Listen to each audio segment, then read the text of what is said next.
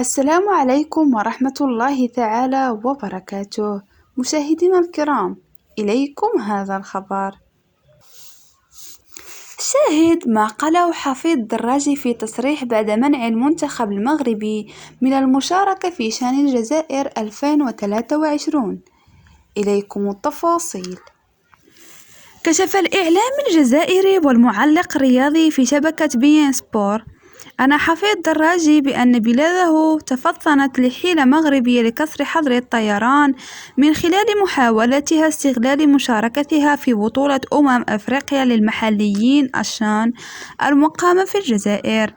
وقال دراجي في تدوينة له عبر حسابه بموقع التواصل الاجتماعي فيسبوك: للأسف تشبت مسؤولي كرة القدم في المغرب بقرار السفر بواسطة الطيران المغربي المحظور فوق الأجواء الجزائرية. حرم على لاعبيهم المحليين من المشاركة في البطولة الإفريقية المقررة في الجزائر، وفوت عليهم فرصة تسجيل نقاط على حساب الطرف الجزائري وكسب تعاطف الناس.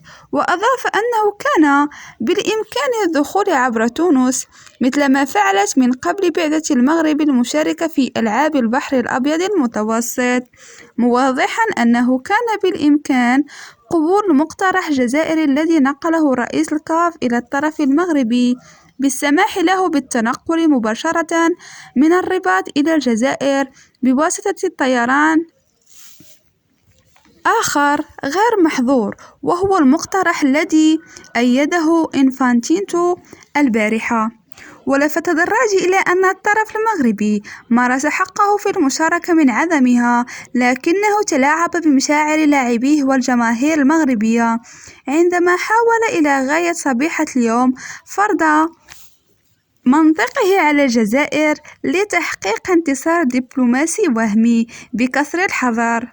تفطن له الجانب الجزائري الذي لا يقبل المساومة على مواقفه ومبادئه مهما كلفه ذلك، رغم أن الحافلة المخصصة للمنتخب المغربي كانت جاهزة في انتظاره في مطار قسطنطينية.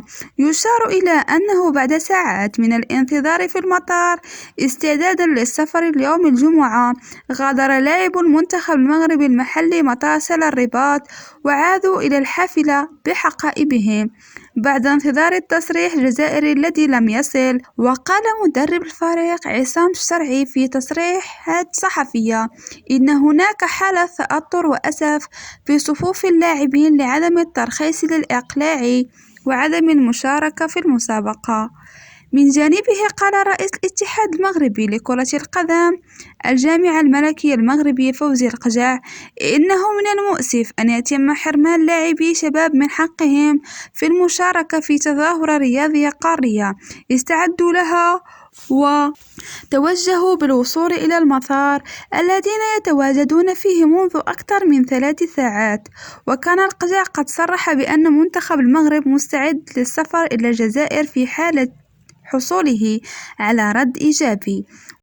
وأضاف أن الاتحاد ينتظر الترخيص من طرف الجهاز المنظم بالتنقل انطلاقا من مطار رباط سلا في اتجاه مطار قسطنطينية بواسطة طائرة الخطوط الملكية المغربية الناقل الرسمي للمنتخبات الوطنية. إلى هنا مشاهدينا الكرام نكون قد وصلنا إلى نهاية الخبر. إلى اللقاء.